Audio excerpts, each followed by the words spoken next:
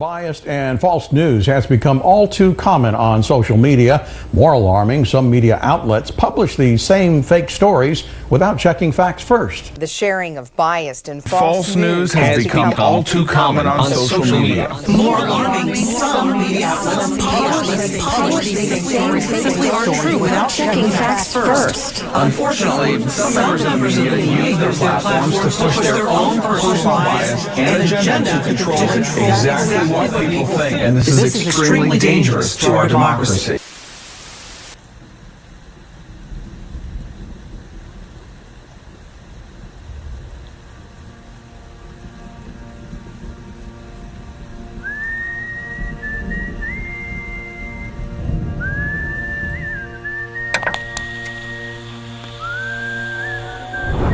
As the world watches and listens in horror, the peaceful pro-democracy demonstration in China comes to a violent and bloody end. Mr. Gorbachev, tear down this wall.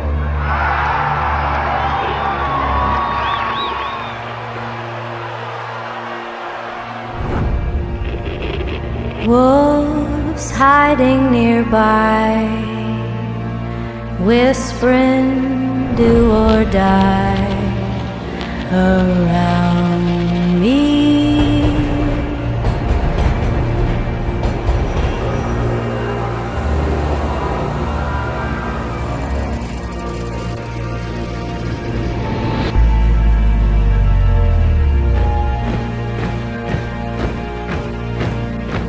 You say your last good night while I get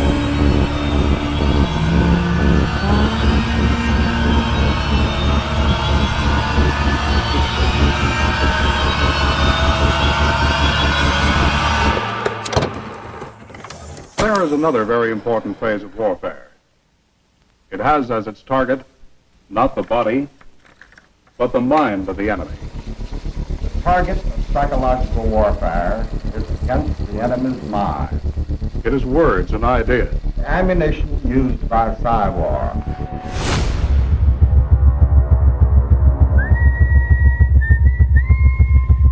Its mission is to influence the thoughts of the enemy soldier, and at the same time is expected and encouraged to study foreign languages and the social sciences such as history, economics, and sociology. He must have a broad and sympathetic understanding of all phases of human experience. gripping at my skin, the walls of night closing. but the use of this force as an integral part of combat has now taken on new form. As I wait to say my last goodbye.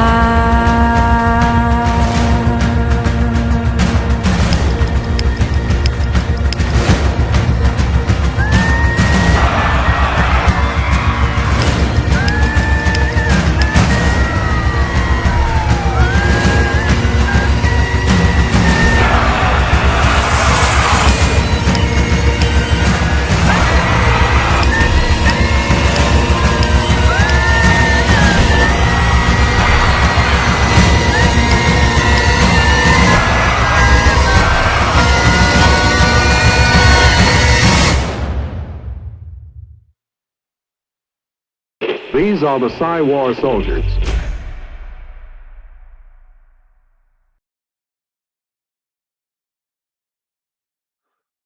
The views and opinions expressed in this podcast are those of the individual speakers and do not necessarily reflect the views of the host, producers, or any affiliated organization.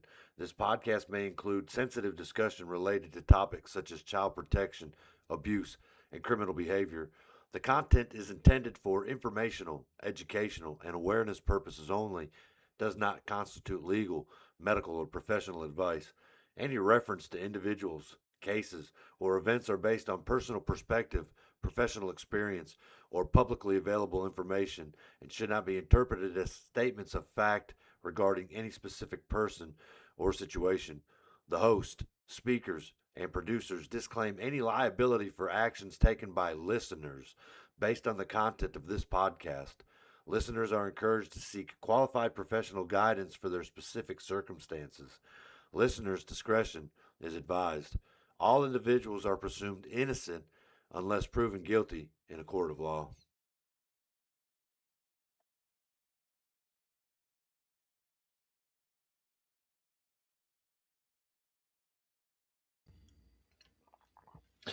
All right, ladies and gentlemen, welcome to Caught Up, episode 129 on a Thursday night here in beautiful East Tennessee.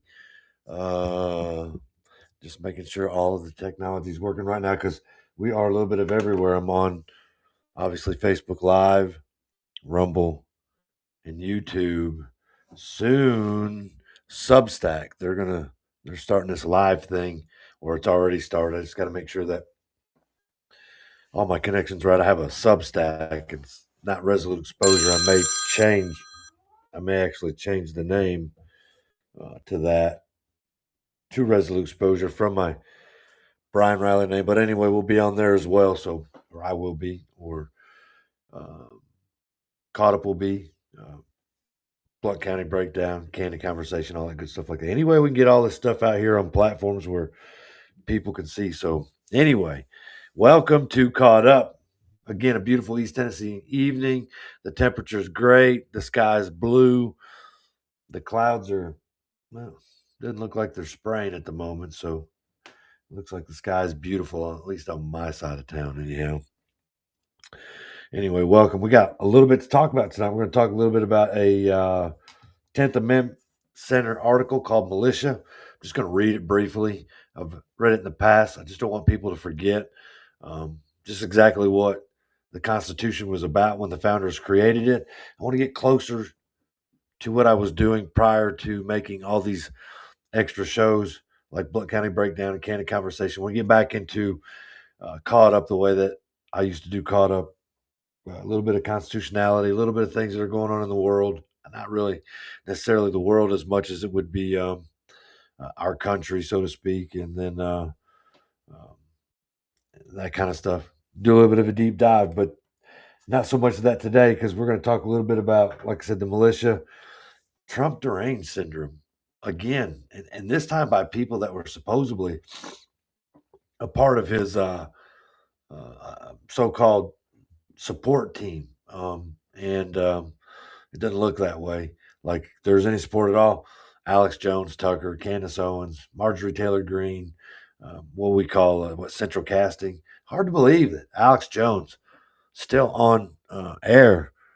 I thought the FBI and he got sued for all the dumb shit he was talking about that he had no business talking about, Sandy Hook and all that good stuff like that. Really thought that he didn't have a show anymore, but he still does. He's on every single day. Still has InfoWars. Still has Alex Jones. Still gets on there and runs his stupid mouth. But yeah, a little bit of fear mongering he put out there that we're going to share a clip or two about him. As far as that goes, and let's see what else is there. Trump the plan, Israel. What's going on? These individuals I was talking about just a minute ago went crazy because of a specific truth that he put out about, I don't know, annihilating a civilization or something like that. And then was Israel included in the 2-week ceasefire? Maybe not as much as they try to play that they are. We think that Israel it's time for Israel to step back as little brother again, and stop creating issues outside of what the United States is trying to figure out. Now, look, I'm not suggesting that war is awesome and good and this, that, and the other, but since we're here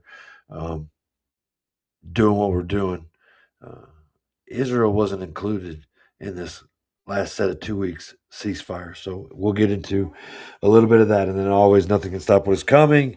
And you take that for what it is. The chat is open. It's open on all of it. So it's open on Rumble, Facebook Live, and I got to imagine YouTube. So YouTube's going to be slow about things. It's going to maybe generate a person watching every once in a blue moon. Who knows? It's haven't had much luck with YouTube because I get kicked off if I start talking about certain things or I play, a segment that's got music in it or some crap like that. You know what I mean? So they sort of remove it. So let's get started with a little bit of housekeeping here. I'm going to go to a little bit of Blount County stuff here real fast. Jerry Burns for sheriff. It's something that I'm going to continue to promote until May 5th. Let me pull this up here real quick. Let's see. Let's see how this does it right there.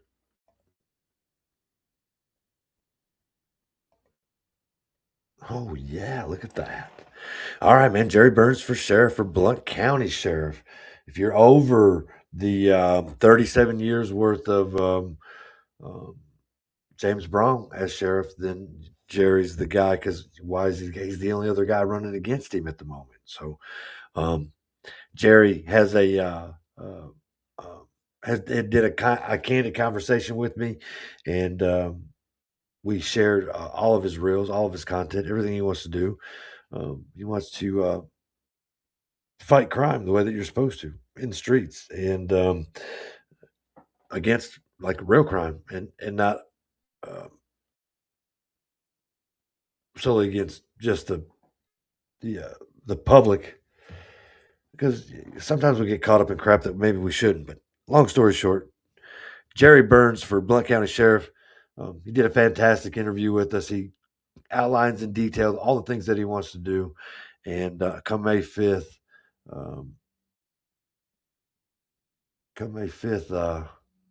we will do our best to get Jerry in there. Look at that banner, says be right back at the moment. I wonder why it's doing that. We're going to get rid of that, though.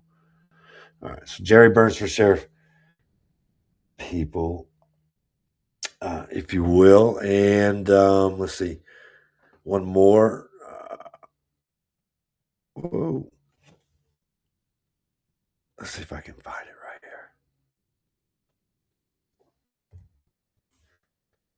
here. Yeah, right here.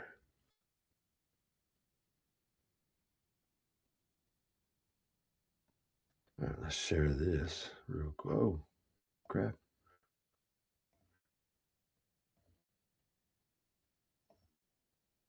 How about that right there? Beth Meyer Reese for Register of Deeds. She did another fantastic interview with her on Candid Conversation. And she is very qualified for the position. And so, like Jerry's, her election is May 5th. And so that's the individual that she's running against in that picture right there, whose name has escaped me. But if you want to know enough about who she is, you can go look at Resolute Exposure and Jerry as well on Facebook and Rumble, and go back and watch the Candid Conversation. They're all listed by name. So Beth Meyer Reese, for Register of Deeds. Jerry Burns for Register of Deeds. I'm trying to think if there's anybody else that we've interviewed where their election ends May 5th if they're not elected in their primary. So anyway, just wanted to put these two individuals out there for sure, based on the fact that their elections are May 5th, and if they don't win that primary come May 5th, then the individual that they're running against goes on unopposed in the main election in August.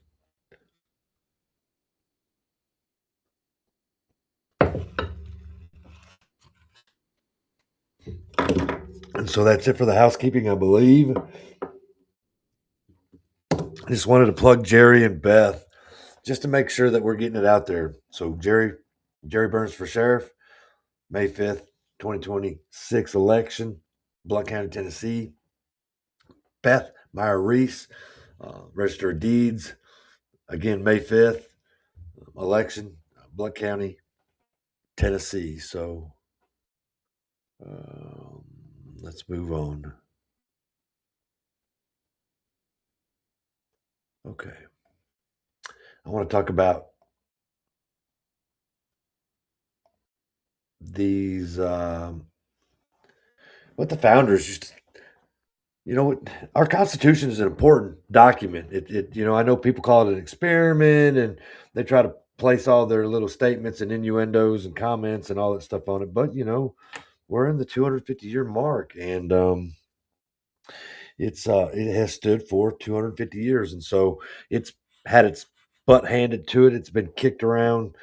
It's been put at the back of the line, all those kinds of things. And I want to do my job to try to inform people as best as possible with the things that are going on. So it says the militia, the founders envisioned, and what remains today. And this was written by Michael Bolden, published August 15th, 2025. And it says, who are the militia?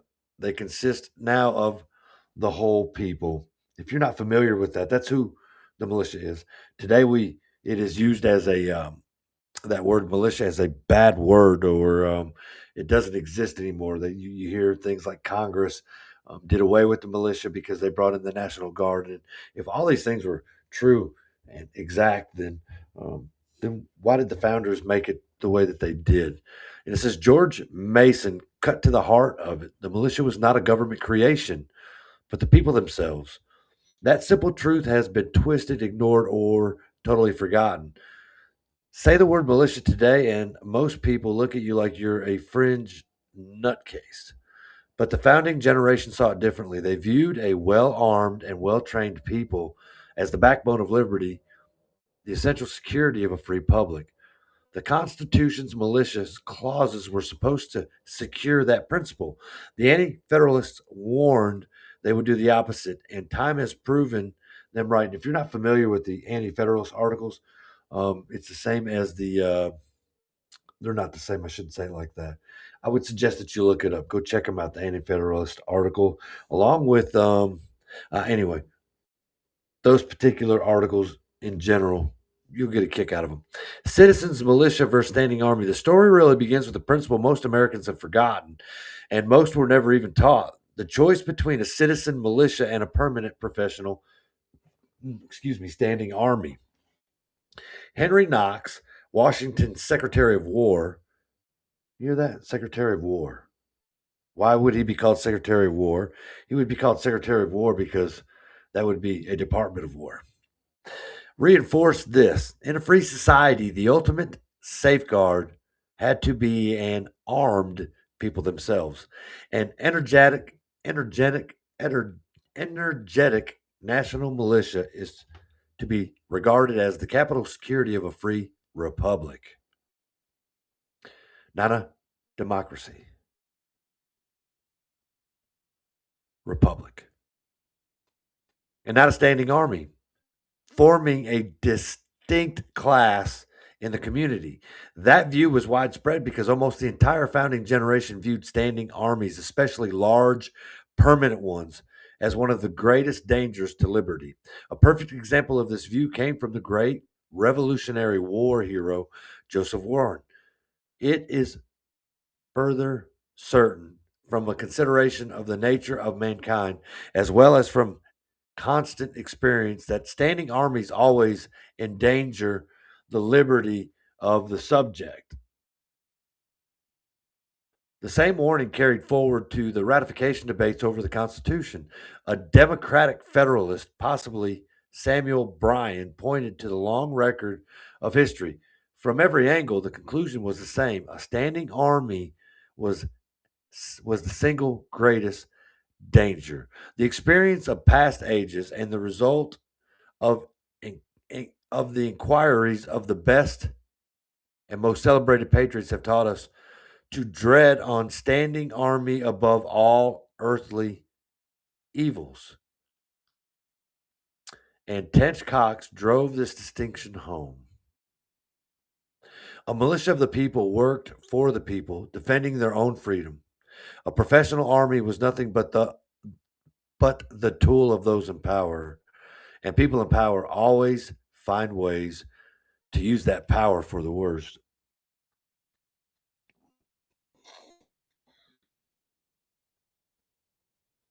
There's a wide difference between the troops of such a commonwealth as ours, founded on equal and unilateral principles, and those of a regal government, where ambition and oppression are the profession of the king. In the first case, a military officer is the occasional servant of the people, employed for their defense, and in the second, he is the ever ready instrument to execute the schemes of conquest or oppression with which the mind of his royal master may be distributed. Militia in the Constitution. James Madison tied the whole question of liberty to the militia itself. What others had warned about in theory, he pressed as principle to be written into the Constitution itself. As the greatest danger to liberty is from large standing armies, it is best to prevent them by an effectual provision for a good militia. Tex Cox tied those principles together into one clear doctrine. The militia was the people themselves, and he affirmed Madison's view that they made a standing army unnecessary. He explained why. An armed population by sheer numbers could act as a check on regular troops because the geographic situation of the country meant there would seldom be many of them in the first place. They will form a powerful check upon the regular troops and will generally be sufficient to overawe them. For our detached situation will seldom give occasion to raise an army, though a few scattered companies may often be necessary. The framers sought to write these principles into the Constitution where the word militia is included 6 times.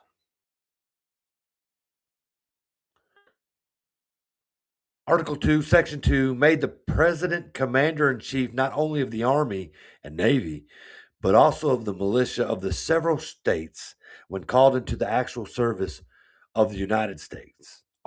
Article 1, Section 8, Clause 15 explained when that could happen. Congress could provide for calling forth the militia only in 3 situations: to execute the laws of the Union, suppress insurrections, and repel invasions.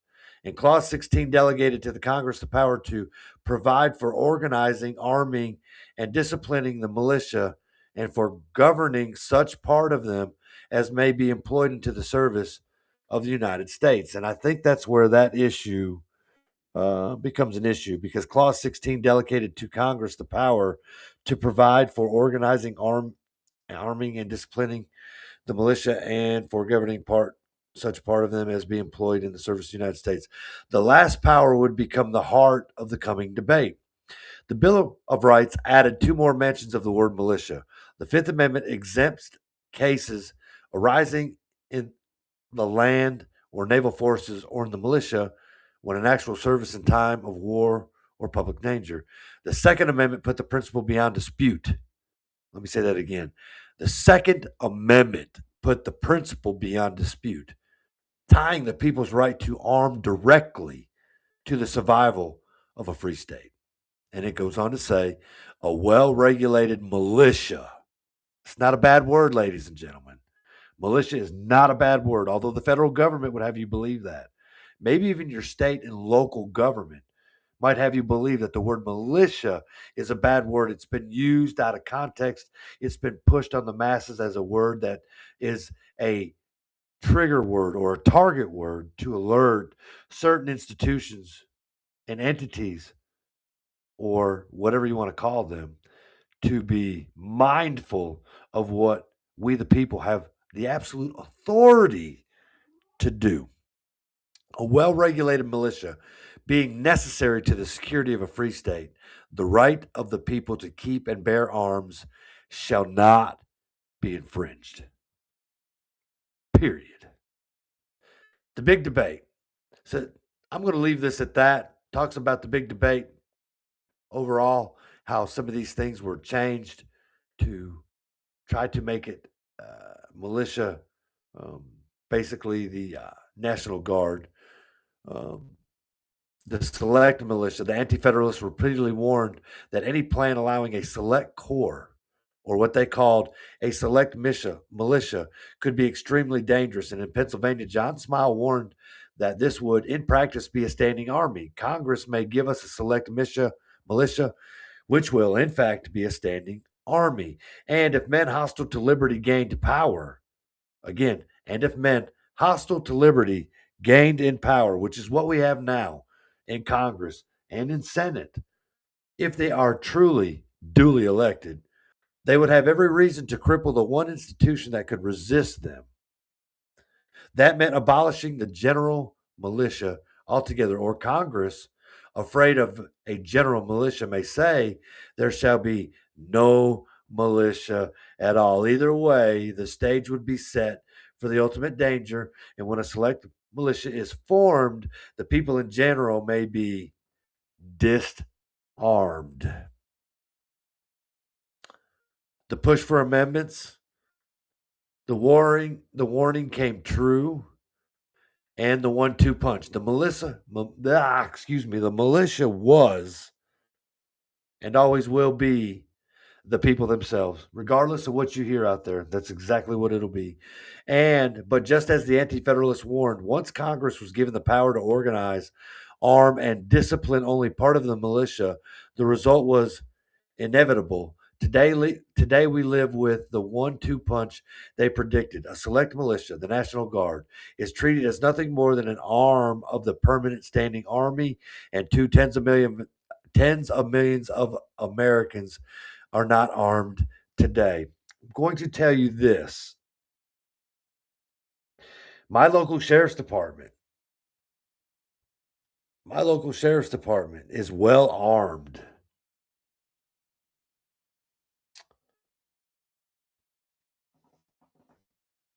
It is well armed.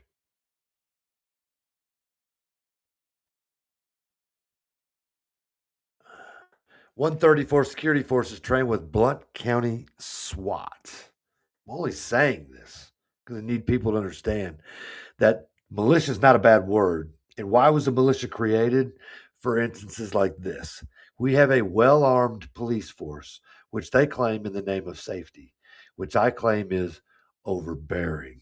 They have an institution, they have access to weaponry, they have the elite in the community, and they have the tools and the toys to do so. They can absolutely put down a section of people. And since we have 95 or 96 counties in the state of Tennessee, under some arrangements and agreements, they may actually be allowed to bring some of them in if an event was to be out of hand. And it could only be out of hand if there was a militia that did what? That would stand against the force of your local county sheriff. I only say that to inform us that they should not be allowed. I'm not saying they should not be allowed to have all that stuff. I'm saying they should only be allowed to have minimal amounts of that stuff.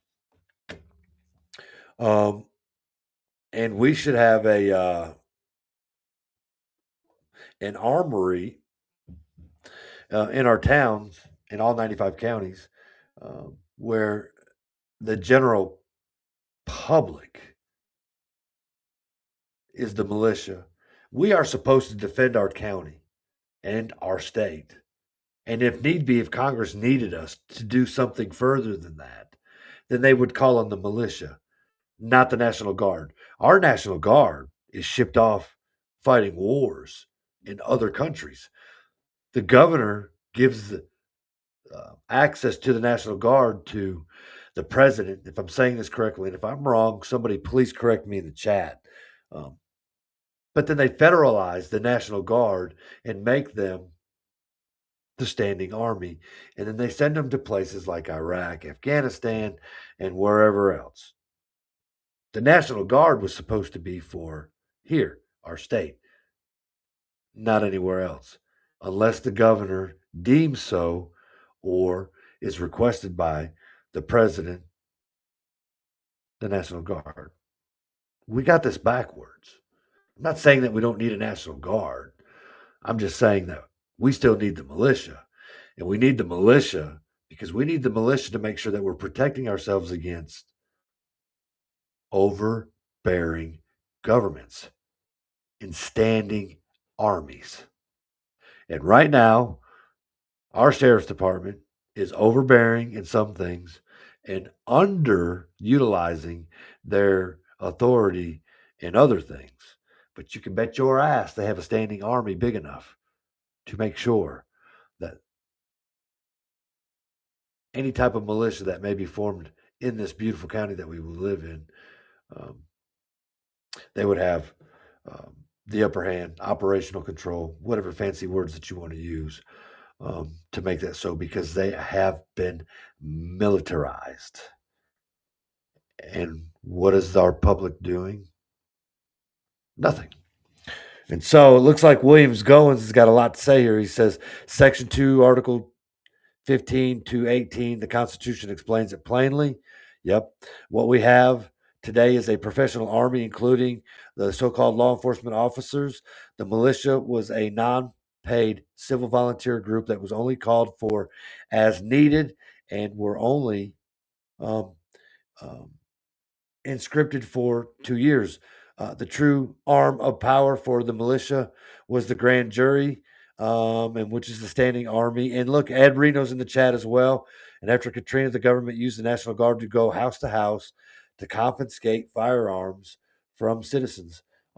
Nice, man, that there's people in the chat talking about this topic. I love this. Is what made me start a podcast caught up like this, was this type of discussion right here. And the fact that with the help of Robert and Crystal and others in Blount County, I've gotten some exposure from those groups that would not otherwise know that this is existed. So every Thursday I'm caught up, especially after all the elections are gone and Candid Conversation slows down to just a special event type of thing, then I'll be able to put as much time as I used to into caught up, this is what I love to do right here. So if you get an opportunity, the 10th Amendment Center, they're great. They don't always agree. I can tell you right now, they don't agree with any president or Congress or Senate in Washington, D.C.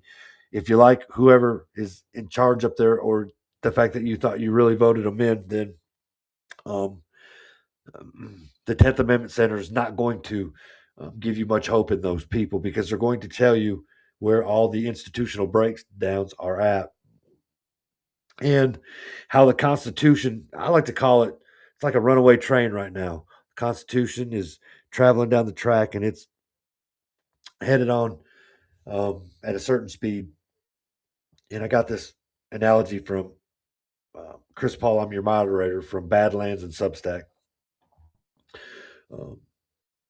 And so you got the good guys on one side of the train and the bad guys on the other side, and the Constitution's in the center. It's the alternate reality I talk about. And one of us has got to get control of that damn train. And I'm of the opinion that the good guys get control of it and not the bad guys. And I think that we're closer to that now than what we were in years past. So, yeah, man, love the 10th Amendment Center. Check them out. They're absolutely amazing. So let's get on to the next thing. Let's talk a little bit about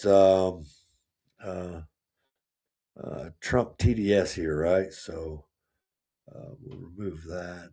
Let's go back to this right here. We'll share that.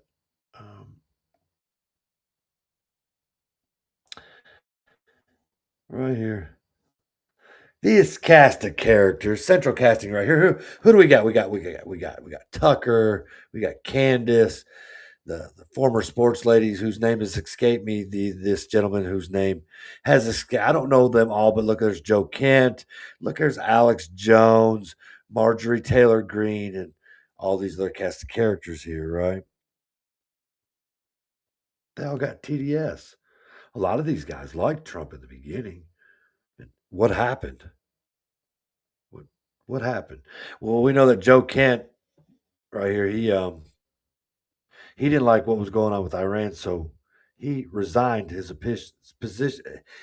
position officially, which was probably the right thing to do.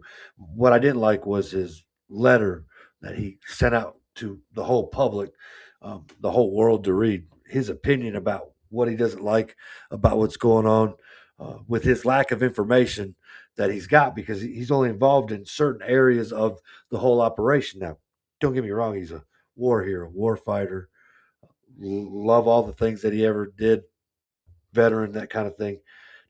That's not where my issue is. My issue is that he should have retired or removed himself, didn't agree with the order or whatever it was that was expected of him, and stepped down without the letter, and kept that opinion to himself. Um, so he opened himself up for the court of public opinion, and he got it. And so, what did he do? With all the credit that he ever gave himself as being a war fighter and a vet, and his wife was killed, and all that other things, then he also discredited himself as true because he doesn't have all the information, and he never has. So he was in the service. And eventually, he went through a bunch of special training things and became CIA, part of the farm, that kind of stuff, and then finally made his way over to wherever installations and operations that he was a part of. So his insight and his intellect and everything that he talks about, all those operations are absolutely probably on spot, and wouldn't argue with him, period. But what's going on today, why he resigned, he only has a piece of the whole puzzle. But anyway, Alex Jones, like I said, how's that old fat face guy right there got a show still? He has been sued. I think, was it Sandy Hook type thing or whatever.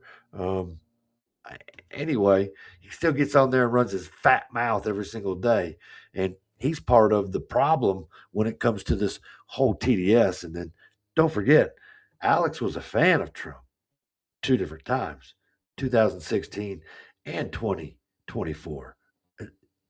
We have the video to prove it. So I'm not going to let that get away because I don't much care for Alex. I don't think he should be on any podcast. I think he needs to be sitting at home watching everybody else's podcasts, and never to speak publicly like that again or to make one single cent from it, because his big fat mouth just spews a lot of misinformation as far as I'm concerned. And the misinformation I'm talking about is all the public information that he posts on his, he still has his Info Wars podcast and everything that goes along with it. And yeah, I don't much care for him. Let's see. Love William Goins says they are not members of the militia. They are federalized members of the Army, only set in states to be used as an arm of the federal government as needed. And he is talking about the National Guard. And he says he's a CIA shill. I think he's talking about Alex Jones. I don't like the guys that give us a little bit of information that's real, and then they muddy it all up with everything else. I mean, they muddy it all up. They go on about with their opinions and all the good stuff like that. I would just soon see the information that they have, the receipts that come with it, to the best of his knowledge, which is only the information that they allow us to have. But to bring on these kooks and everything else and just go absolutely bananas and berserko over it, and then he was sued for almost $1 billion. How does a man? If I got sued for that much, you would never hear from me again. I would have to. I don't know where the hell I'd be. You wouldn't exist, and he's allowed to. So is a lot of those people: Candace Owen, Marjorie Taylor Greene. They're all central casting, some form or another, and they're all there right now to place fear on Trump's going to destroy a civilization. So let's get on to the next thing, right? All right, let me find it right here. I tried to have all this together in a my tabs, but what happens is you get all these tabs on there, and then it tends to slow down a little bit. So I just have to pick up and find exactly where it was left off at. and then put it in its spot. So this right here is Devolution Power Hour from last night's show, and they talk about what's going on with the whole Trump T.D.S. thing. And anyway, check it out.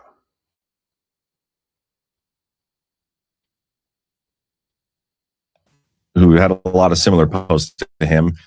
And when I say rug pull, like this is what he rug pulled. Maybe the deal like that got accomplished tonight was always on the table. It was exactly what he was going to do the whole time. But he put this little carrot of a social media post out there to get all of his detractors to expose themselves fully, like insinuating that Trump is some sort of war criminal because he said words on the internet. Didn't even happen yet, but he's just like said words and they're like, oh my God, this guy is unhinged. He is going to kill everybody. We need to remove him from office immediately. He needs to be 25th Amendmented. He needs to be impeached. He needs like whatever it takes. This guy's lost his entire marbles because he said words in a true social post. And that's exactly what we saw all night. Alex Jones was losing his damn mind. He always kind of has. War crime alert. Trump on Iran. A whole civilization will die tonight, never to be brought back again. The definition of genocide is destroying an entire civilization / people. Trump literally sounds like an unhinged supervillain from a Marvel comic movie. This is not what we voted for. Then we have him and Barnes talking about the 25th Amendment. Existential threat. How do we 25th Amendment his ass? The problem is to get the 25th Amendment is harder than impeachment. You have to get 2/3 of the House and 2/3 of the Senate. So what do we do? Tackle Trump and let him pretend he's president and publicly report that he's going through a health issue and Vance take over. It literally needs to be something like that. It's that bad. I've known you a long time. You've never called for a internal coup before. Ever. But that's how dangerous this is. That's how risky it is for the whole world. Yeah, if I was the Democrats, I'd stop poking Trump and messing with him. That only makes it worse. Like, you guys need to watch out. This isn't a guy acting like he's crazy. This is real. Well, what's there going to be to take over in 2026 or 2028 if this hits the fan? If we get into it, he's threatening an extinction level event for the people of Iran tomorrow. Does nobody think there'll be any blowback from that? If he follows through on that, the whole world is screwed. You were saying during the break, there's other ways to do this. People need to not just tell him the truth, like Susie Walsh said. It's time to just not. Say what you just said. Yeah, well, legally and constitutionally, the vice president is an independent elected official. The same as legally and constitutionally, the only oath any member of the military takes, any member of the State Department takes, any member of the intelligence community takes. That guy is legally and constitutionally retarded. I got this from Tucker Carlson, and then I'll kind of make my point. It is the logic of escalation in this war because in some sense, Mark Levin is right. We are not going to open the straits with the United States Marine Corps, the 82nd Airborne, or the Tier 1 operators that everyone on cable news seems to know so much about. The Tier 1 operators, Tier 1. Just guys, like some of the best guys actually in America could be killed in this. That's a better way to put it. It's a more real way to put it. They are not going to open the strait. And so unless somebody puts the brakes on right away, we're going to wind up in a place that we can't even imagine. Not just Iran, us and the rest of the world. And so that means, because this is obvious to anyone who's paying any attention, that if you work in the White House or in the U.S. military, now it's time to say no, absolutely not. And say it directly to the president, no. In case you're thinking about using some weapon of mass destruction against the population of Iran, in whose name we liberated Iran, we killed their religious leader for their benefit. Do you remember that? This was last month. Yeah. Those people who are in direct contact with the president need to say, no, I'll resign. I'll do whatever I can do legally to stop this because this is insane. And if given the order, I'm not carrying it out. Figure out the codes on the football yourself. Because everything hangs in the balance right now. This is not his.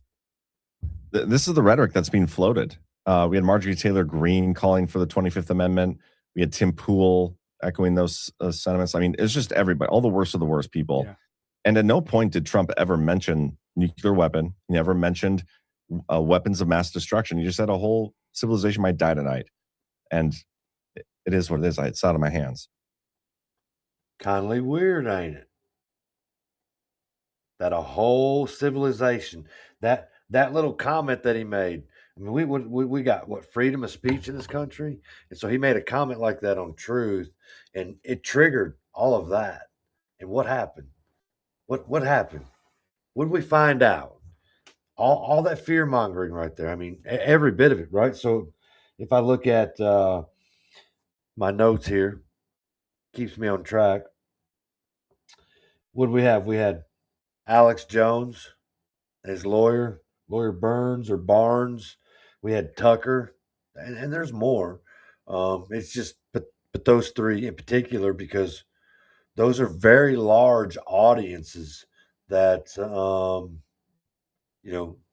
on social media that see the content that they put out. So you can imagine hundreds of thousands of people or more. I'm just throwing a number out there. Saw that type of rhetoric right there, and went on to believe it. No different than them calling an election at 6 o'clock at night when the polls don't close till 10 on the news network, the national news network. And what's that do? It made people stay home. So this rhetoric that they're putting out there, this narrative that Trump doesn't know what he's doing, he doesn't know what he's talking about, he's dumb. If you're getting orders, you're telling the military to refuse orders. Now, I can tell you this, somebody that's just joined the first 4 years in the military, you refuse an order, you're in trouble.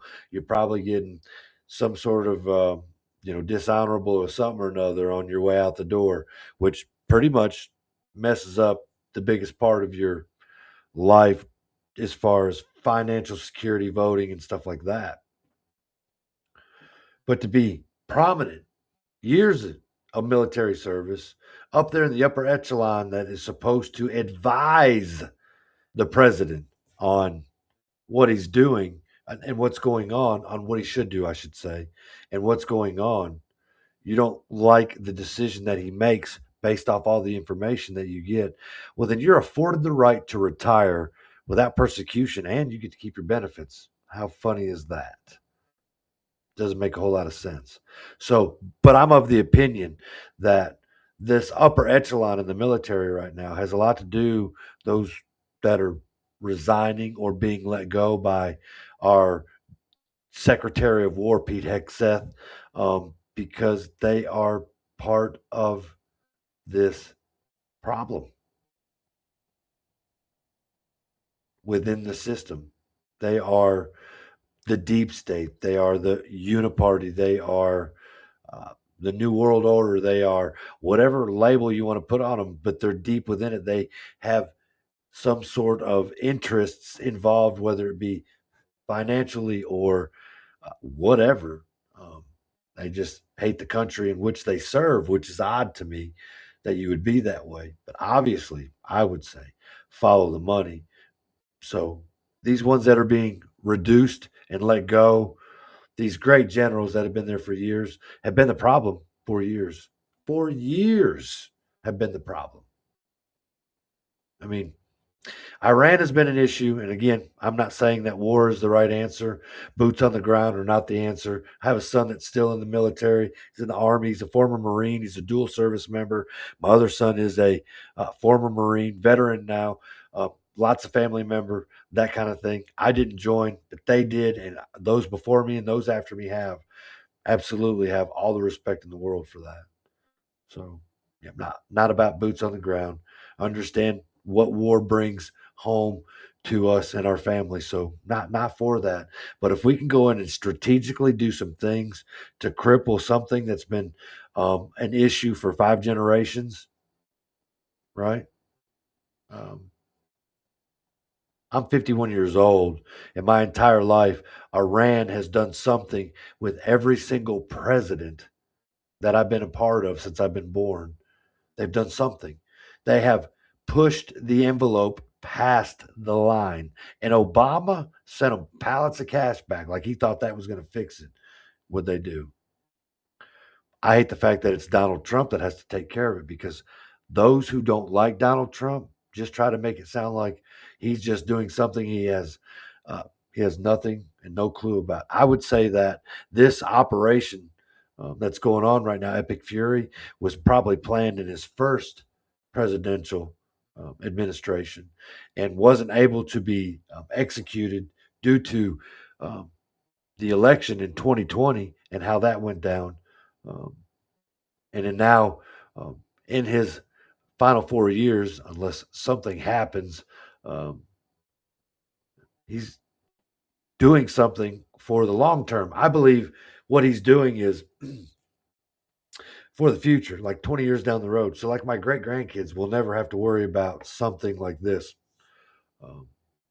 or someone that has control over the influx of energy or goods that are distributed around the world. Now, granted, we don't get any of that oil, but we purchase products from these other nations.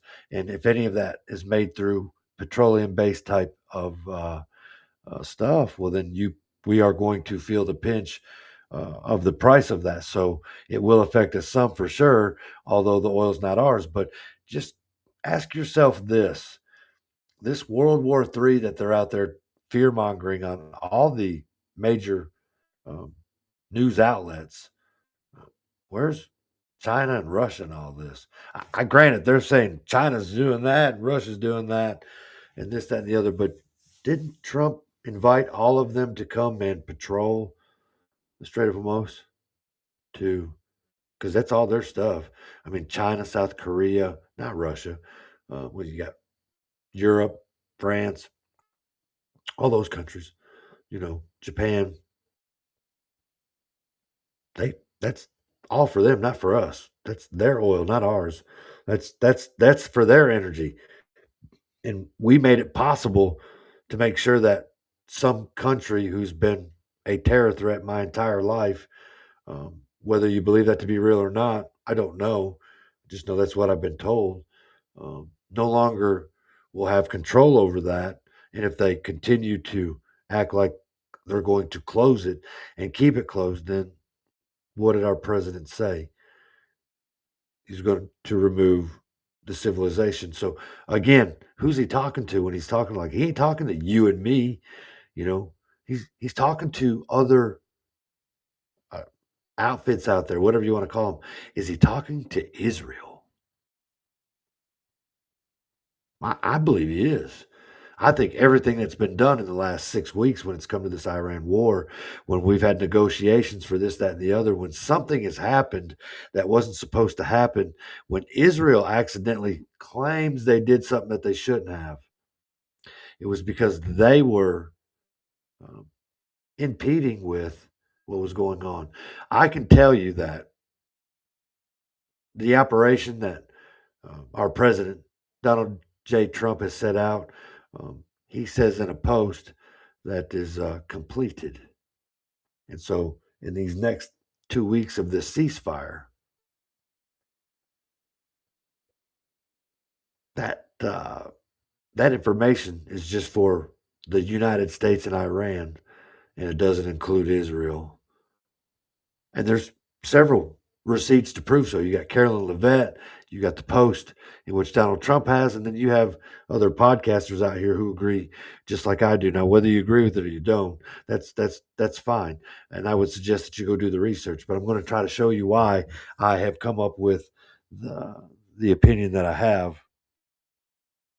William Goins, look here, man. He says Sandy Hook was a CIA-controlled operation to try and disarm the true militia.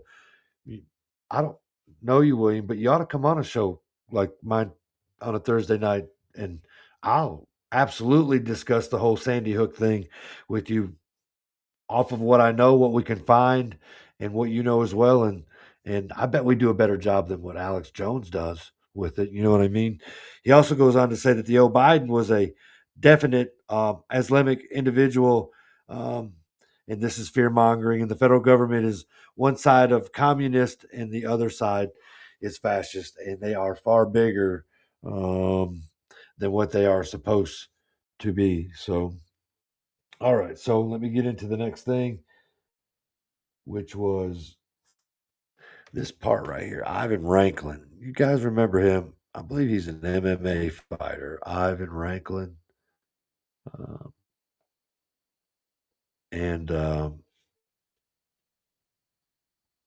Well, let's hear what he's got to say. This is when Alex Jones liked Donald Trump. Like this. February 2024. And this is a message directly to every single person on the deep state target list. My assessment, Ivan Ranklin's assessment, that if you assassinate any political presidential candidate, whether it's RFK, whether it's Trump, guess what? America will do the following immediately. They will respond in kind, and they know who you are because we've created the list. So if you and that's a major Rubicon. They should know that immediately. You're going to see immediate response, and there are only a few buildings in Washington, D.C. that they will probably do that. Well, I hope that's not the case, but these people are crazy. And having said that, if they do that, option 2 behind Trump is going to be so much better for us and so much worse. Well, I was about to say, if they kill him, that's best case scenario from a sick level beating him. Oh, please kill him, which but it's so good after that. Oh, it's going to be the best cleansing and the fastest cleansing that we've ever seen in my lifetime. I assess with almost certainty, with the highest level of confidence, that if they assassinate Trump, it is so game over for them, and it's going to be so fast. Best case scenario, they said, is assassinating Trump. And so it's this huge circle. If you look at these people and who they associate with, they all associate with each other. They have been for years. I said this morning, it's like a big circle jerk of influence where they just keep propping each other up to their own audiences, and they're helped by the algorithm.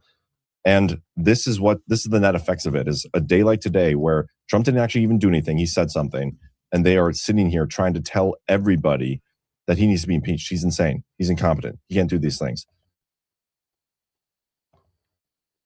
He needs to be impeached. He's insane. He's incompetent. He's not allowed to do these things. He's right. That's Devolution Power Hour. It comes on Wednesday nights at 10:30 and Saturday nights at 10:30. Wednesday nights is with Burning Bright. Saturday nights with Chris Paul. I'm your moderator. They're both great shows. I love it. I like how they break things down.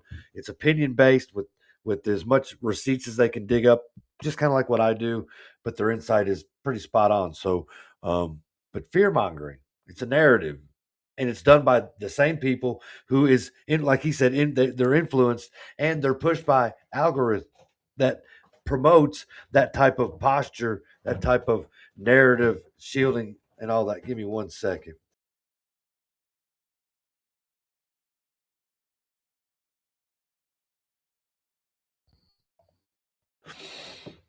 So it's amazing to me. I've been sitting on some of this. I've been thinking sort of the same things over the last, I don't know, for a little while. Because I try to use the rule that we should probably wait, 24, 48, 72 hours, just like anybody else out there. You know what I'm saying?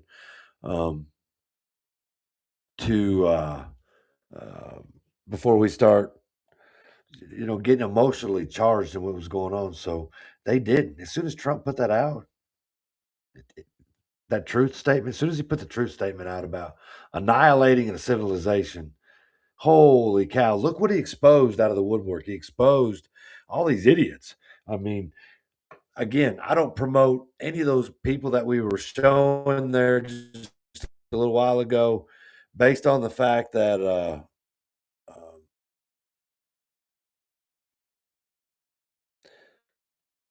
I don't agree with their narrative. I think that they pushed the narrative the wrong direction.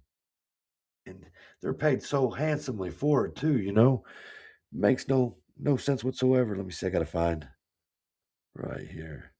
DEFCON 0, guys. I don't know if you're familiar with them. DEFCON 0. It's got Alpha Warrior and Josh Reed, I believe is his name.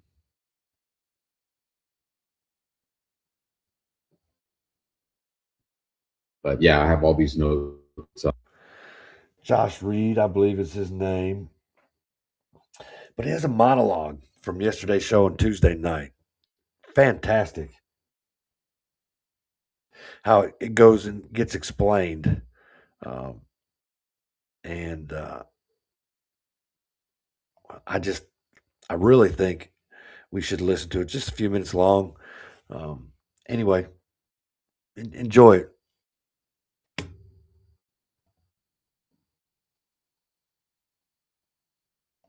And I look forward to tonight's conversation. But why don't you give us the opening monologue, and then I'll get us ready for some ads when you're done. Well, listen, guys.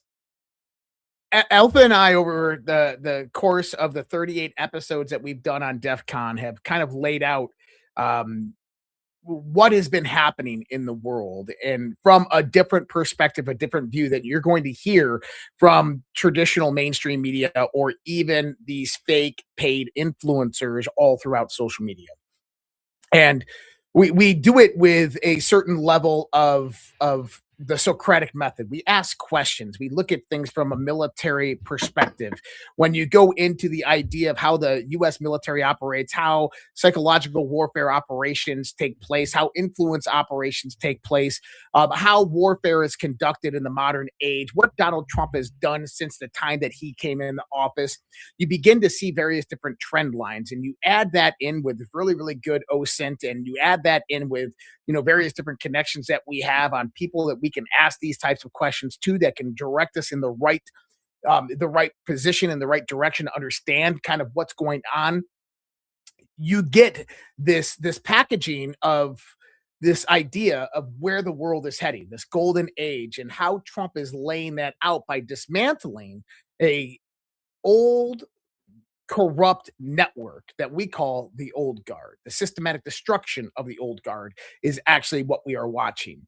And Iran was no different. Venezuela was no different. We predicted Venezuela. We said right after Mexico, and then we said Iran. We went in and we've been talking about what was going to happen in Iran over the course of the last month with the war that was waging on.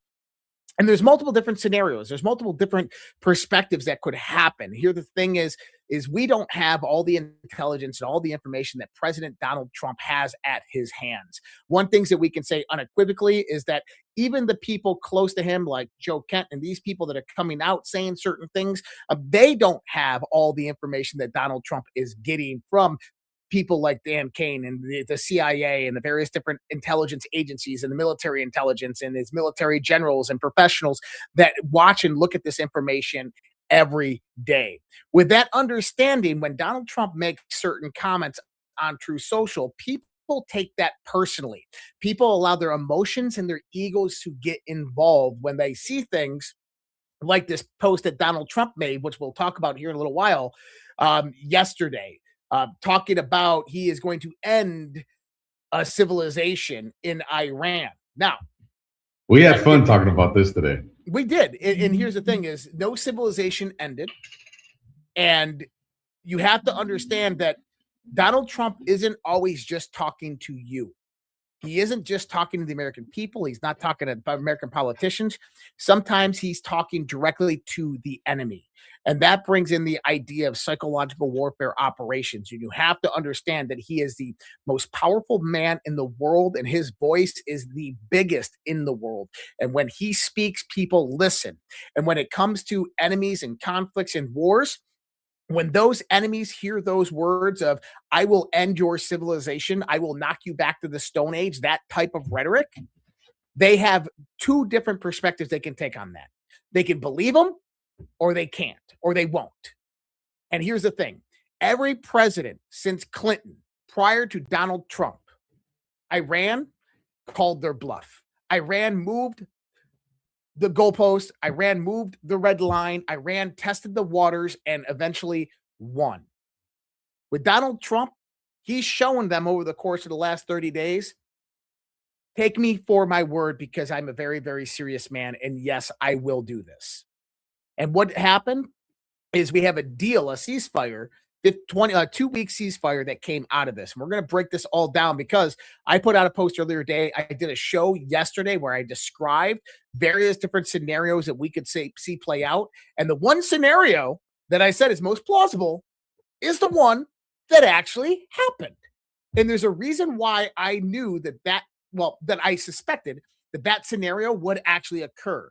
And it has everything to do, not with Iran, not with Russia, but it has everything to do with the global financial system. It has everything to do with energy control and dominance. It has everything to do with everything that we've talked about with the Middle East, the various different arms deals that he's done with the GCC nations, Kuwait, Bahrain, Qatar, Saudi Arabia, UAE. It has everything to do with Israel and what Israel has been doing for the last 30 days, undermining Donald Trump's various different proposals that he would go in there with Iran. It has everything to do with what we saw this last weekend with the rescue mission of the F-15 pilot. So buckle up, get your notepads out. We're going to have a hell of a ride tonight, because I'm going to explain to you what the hell just happened and what I think just happened. But there's caveats. This could fail drastically, but let's just hope that this moves forth with peace, and that what I'm saying that potentially could happen from this does happen, because if it does, that is a win for Donald Trump.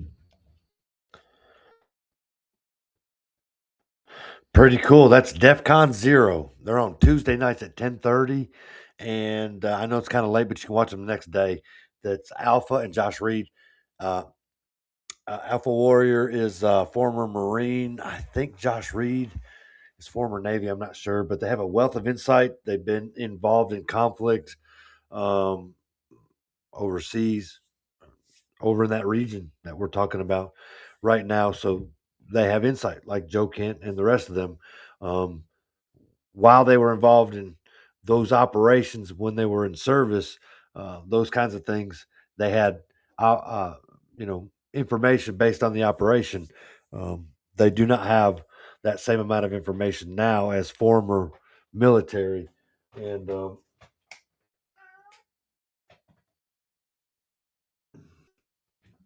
anyway, hang on one second.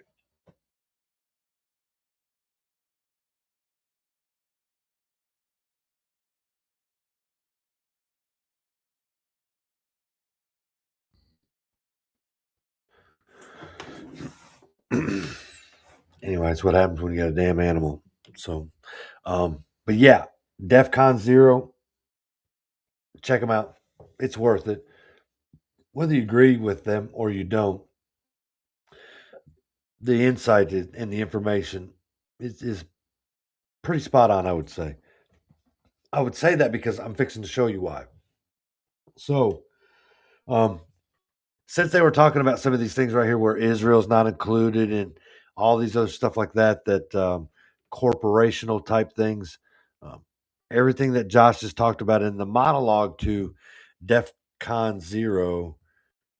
Check this out right here. Let me get it up again. I got to.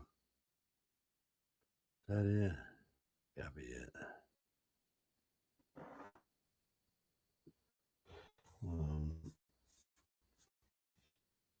Okay. Give me a second, guys. So you say hold for processing.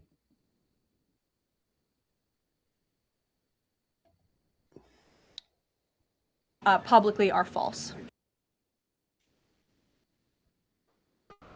Oh. All right, here we go. Check this out. Caroline, the president yesterday threatened that a whole civilization would die if a ceasefire deal wasn't reached, understanding that Iranian leaders have previously said death to America. But why is it appropriate for the president of the United States to use that kind of language when talking about civilian targets? And was the president mocking Islam by signing off his True Social post over the weekend, praise be to Allah? Wouldn't that antagonize Muslim allies across the world? Well, I understand the questions about the president's rhetoric, but what the president cares most about is results. And in fact, his very tough rhetoric and his tough negotiating style is what has led to the result that you are all witnessing today. Iran publicly acknowledging last night that they have agreed or that they wanted this ceasefire with the United States because they no longer could tolerate being bombed by our very powerful and lethal military, and that they have committed to the reopening of the Strait of Hormuz, which the president will hold them accountable for. And it's something the administration is closely monitoring in real time. Danny. Should the world not take his words seriously? The world should take his word very seriously in understanding that the president is always most interested in results. And it was the Iranians who backed down, not President Trump. He said that they would face very grave consequences, as you just laid out, by the 8 p.m. deadline if they did not agree to reopening the Strait of Hormuz. And what did they do last night? They agreed to reopen the Strait of Hormuz. Danny. Thanks, Caroline. Would President Trump like to see Lebanon included in this peace deal? As you know, there's been increased Israeli Who? Lebanon, he said. Strikes on Lebanon today with dozens of casualties there. Sure. Lebanon is not part of the ceasefire. That is. Lebanon is not part of the ceasefire. Who is lobbying missiles at Lebanon right now? Israel. Lebanon is not part of the ceasefire, is what the White House Secretary staff just said. Been relayed to all parties involved in the ceasefire. As you know, Prime Minister Netanyahu put out a statement last night in support of the ceasefire, in support of the United States' efforts, and he's also assured the president they'll continue to be a helpful partner throughout the course of the next 2 weeks. A helpful partner over the course of the next 2 weeks, right? So hang on one second. And again, you got to give me a second, guys. Let's see. Where was I? Bingo. Oh, no. So this is where it helps when you got 2, 3, or 4 other people on the show with you. You know what I mean? They kind of help you with getting that stuff ahead of schedule there. So, oh yeah, right here. Hang on one second. Sorry, I don't mean to be so anticlimactic, dramatic, whatever the hell you want to call it. Let's see. All right. Let's share this tab instead. You guys ready for this? Listen to what he says. And Israel is stronger than ever. This is the bottom line of this campaign up until now. Let me say, there are still additional objectives for us to achieve, and we will achieve. Israel says, now this is his rebuttal. Netanyahu, Mr. BB here. This is his rebuttal to the ceasefire that the United States and President Trump has come up with Iran. And remember, Lebanon's not included in this. They have their own. Let me. Right here, watch this. There's still additional objectives for us to achieve. And additional objectives for Israel to achieve. Oh, let's let them carry on. We will achieve them, either by agreement or by resumption of the fighting. We are ready to resume the fighting at any moment. Our finger. They are ready to resume the fighting at any moment. Is on the trigger. Their finger is on the trigger. As you know, 2-week ceasefire has been announced between the U.S. and Iran. No, we were not surprised in the last moment, and I want to emphasize. They were not surprised in the last moment. Israel was not included in this meeting between the United States and Iran. Was operational objective achieved by the United States of America? And during this time that we were achieving our objectives as a military superpower, Israel, who was supposed to be our ally, was doing things behind the scenes that was making things just a tad bit difficult for the president in the United States to continue to make the negotiations with Iran. Listen further. This is not the end of the war. This is a step in order to achieve all the objectives. And Israel is stronger. This is not the end of the war. This is an objective. Again.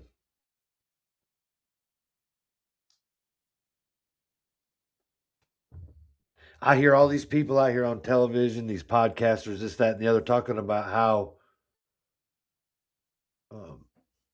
President Trump and his administration bows to Israel. And I would say that's just the opposite. I would say that when you heard the information about when we heard it from the likes of Joey Kent and the rest of them, we did what we did because of Israel. I I don't know. When I heard Trump come out and say that, if anything, he may have pushed the agenda up for Israel because of the intelligence that we had. And what was the intelligence? They were going to do some things that they were not supposed to do per the United States of America. Israel, and I'm not going to get on this tangent or whatever, but it's there and it exists like NATO and other entities in the world, Ukraine, because of the United States of America's military. That's it. And so I'm not saying Israel's not allowed to have a country or Ukraine or anything like that. I am saying that they create issues for us from time to time. And right now, that genie's being put back in the bottle in real time, right before our very eyes, with what Netanyahu's just said. Carol Vett just said just a second ago, right? And then if we go to this right here,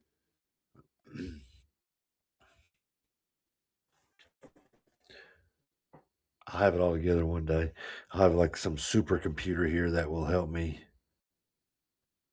make sure that no matter what happens, all these tabs that I keep open, it won't kill my computer.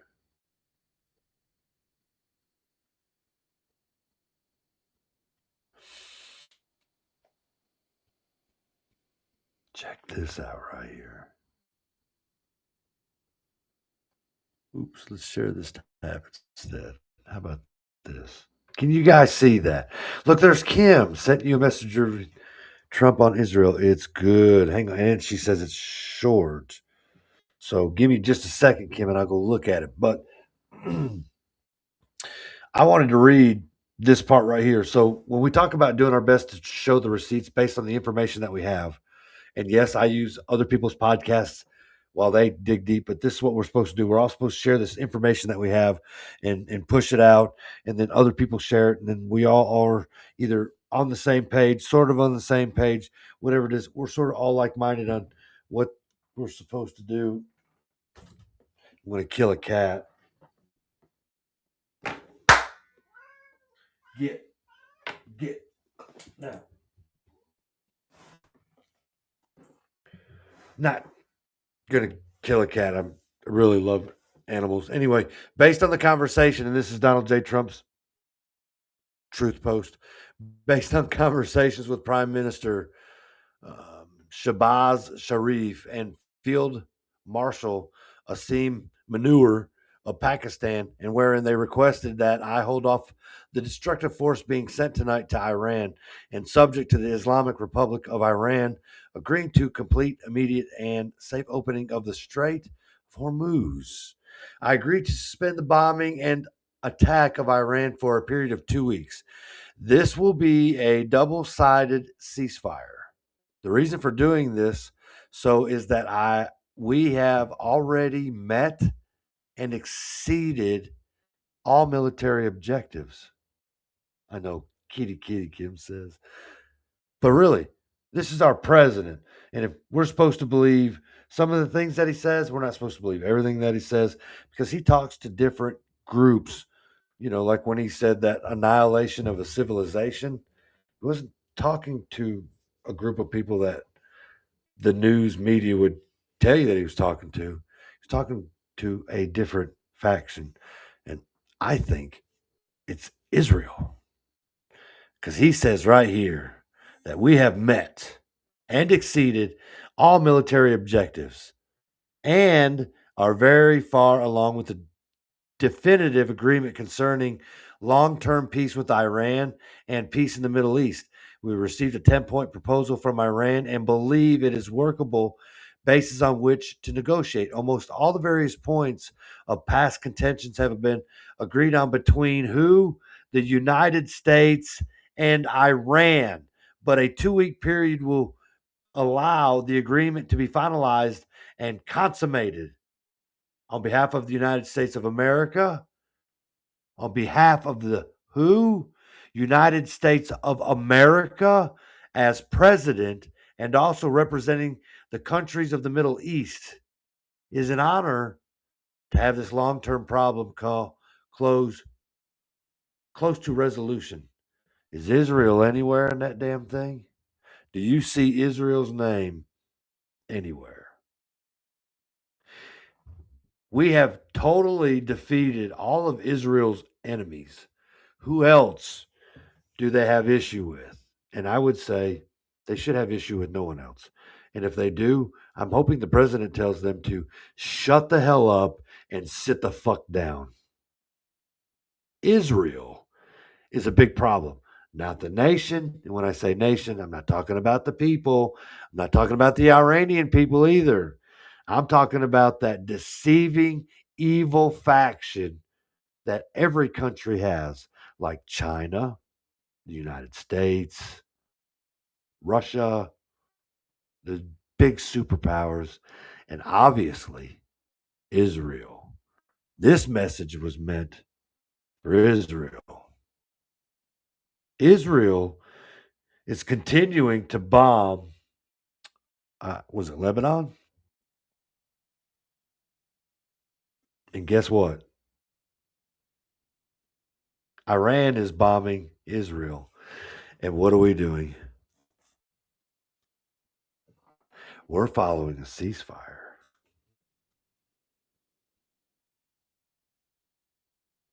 That's what we're doing. Okay.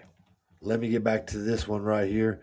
I got 2 more videos left, and then I'll shut my mouth and we'll close for the evening. This is at the 15:49 mark. I just want you guys to hear this is coming from our administration. So it's not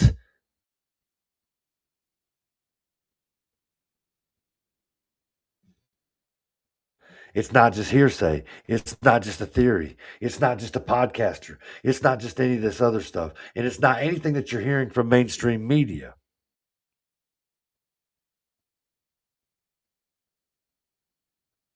Listen to what Carolyn says. Given what we've seen in Lebanon today and the increased attacks from Israel, I mean, is there any concern that Netanyahu is trying to kill the ceasefire? The president spoke with Prime Minister Netanyahu last night. In that private conversation, Prime Minister Netanyahu relayed exactly what he said to the world publicly, that he supports the president and Israel remains a key ally and partner to the United States. They've been a tremendous partner over the course of the past 6 weeks, and we thank them for their heroic efforts as well. The president had that conversation last night, and that was relayed to the world publicly as well. What's that mean? Huh? We thank them for their allied services, with all this, that, and the other, because what? Our objectives have been met. Trump said 6 to 8 weeks, 4 to 6 weeks, whatever it was. We're at the 6 weeks mark. We got 2 weeks. All the objectives have been met except for one, which is opening the Straits of Hormuz, right? That has to be open and safe and all that other stuff. And so my guess is if it's not done exactly the way that Trump said it will be, because I already believe the deal has been done, then Iran is going to feel the fate of some infrastructural damage like they've never seen before, and they have no real way to defend against it. So, Israel, those messages are meant for you. That's what that's for. And it's not like I said, the people are the nation of Israel. It's that deep state, uniparty, global, new world order, the old guard that doesn't want to go away is one more thing that has been exposed. And that civilization, if it doesn't stand down and do what our President Trump said, is going to be annihilated. I want you to listen one more time.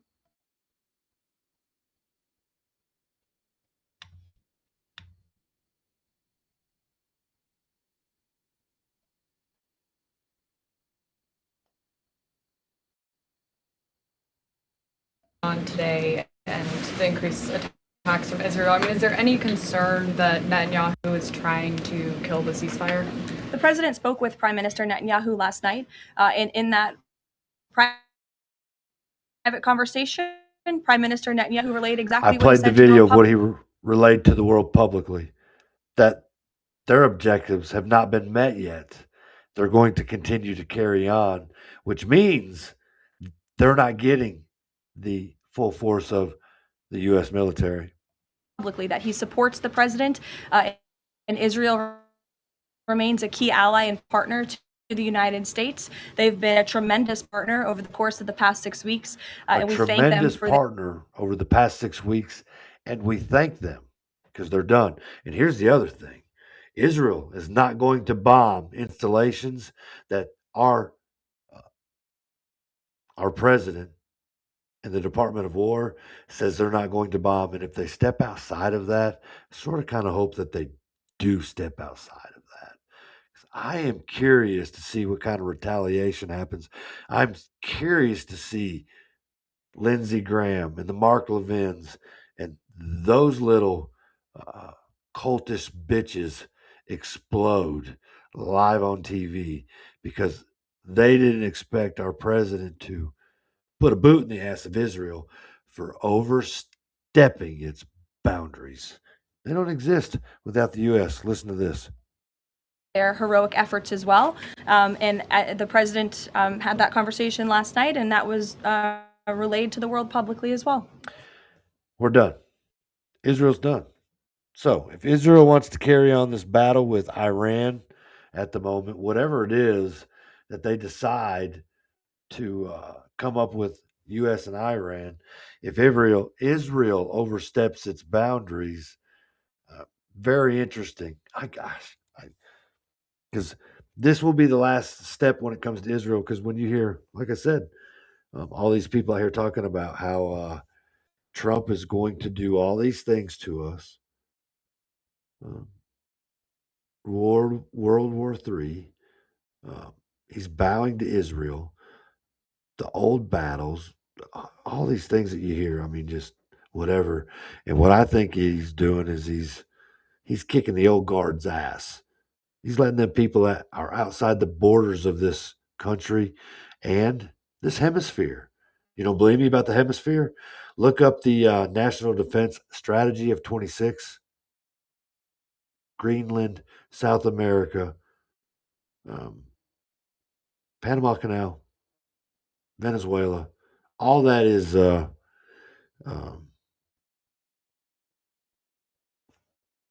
if I guess I should say it the correct way, will belong to the United States of America, because we will protect it. And it has every resource that we're ever going to need. We don't need anything from China. We don't need anything from Iran, Iraq, that region over there. We have all the resources we need right here in this hemisphere. And then we're going to let Europe and Britain and that old guard figure out how in the hell they're going to protect themselves, because either going to have to buy the protection from the United States, because we're no longer a part of the crown, because our president Donald J. Trump is doing away with that. They're either going to have to pay for our services, trade for our services, or figure out how to make sure that Russia and China don't devour them for forever. Last thing, when I talk about the old guard,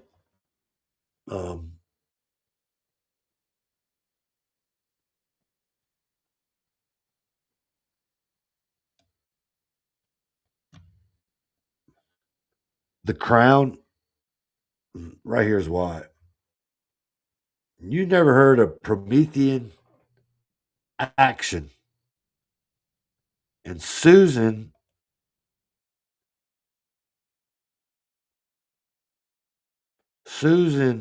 Kokinda, well, she's extremely intelligent, and she's saying all the same things that my favorite podcasters are saying. She's saying the same things that I believe. The difference is she is showing us where Britain and the crown and the old guard. What I mean by that, I'm talking about the Vatican when it comes to religion, um, the bank, the World Bank, when it comes to London, um, those types of entities that still have this stranglehold on us. Back to the constitutions on the train track. Good guys are on the left, bad guys are on the right. We want the good guys to get control. Well, the bad guys are those people over there in Britain, the ones that wear a crown. Check it out right here. This lady's amazing.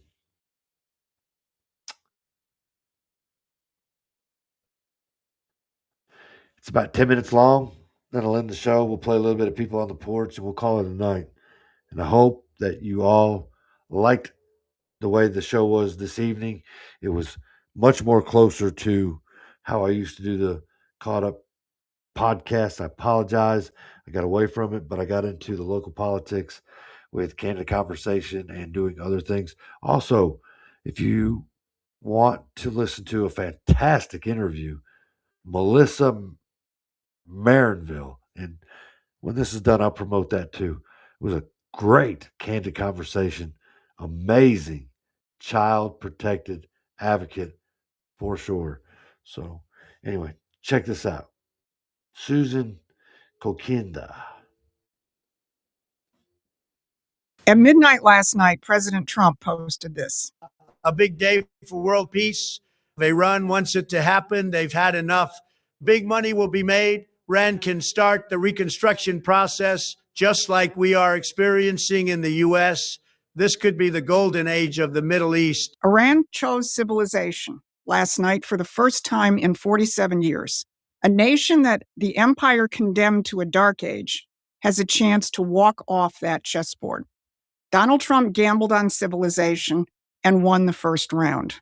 Now, here's what the war party wants you to think. They want you to think that Trump just let Iran off the hook. Netanyahu warned Trump against this ceasefire. Lindsey Graham is calling for congressional hearings. Well, they're all wrong, and the fact that they're not happy is the proof. I'm Susan Kokinda. I've tracked the imperial great game in the Mideast for decades. What you're watching in Iran isn't another chapter in their post-war system. It's a direct challenge to it. And if you want to follow this civilizational fight, then hit those like, share, and subscribe buttons so we can stay in touch and keep growing. Here's what we're covering today. What President Trump actually did in Iran and what the war party's reaction tells you about it. What Vice President J.D. Vance said about civilization in Budapest and why he contrasted it to the nihilists. And President Trump's call to the astronauts about taking civilization to the stars. Now, here's what the president posted on Truth Social about the ceasefire announcement. I agree to suspend the bombing and attack of Iran for a period of 2 weeks. This will be a double-sided ceasefire. We have already met and exceeded all military objectives and are very far along with a definitive agreement concerning long-term peace with Iran and peace in the Middle East. And then Trump did something extraordinary. He posted Iran's own official statement confirming the ceasefire and the opening of the strait. He amplified Tehran's acceptance because this isn't an enemy being crushed. It's a country beginning to choose civilization. Now, to understand why that matters, you have to understand what the Mideast has actually been in the imperial great game. The British Empire built it as a cockpit of war. They created the Muslim Brotherhood, the mother of Islamic extremism. They simultaneously cultivated revisionist Zionism. And then they played Arab against Jew, Sunni against Shia, nation against nation. Iran was drawn into this architecture in 1953, when British and American intelligence overthrew Mossadegh. His crime? He wanted to use Iran's oil to develop the country. By the 1970s, the Shah had launched an aggressive program of industrialization and modernization. So the empire reached for its oldest tool, religious extremism. The mullahs replaced the Shah, theocracy replaced development, and civilization reversed into dark age. Donald Trump looked at that not on Iran's regime, on Iran's people. He gambled on civilization. Now, let's look at who's not happy. Netanyahu warned Trump against the ceasefire before it happened. Lindsey Graham invoked the Libya model. That's not a model, it's a warning.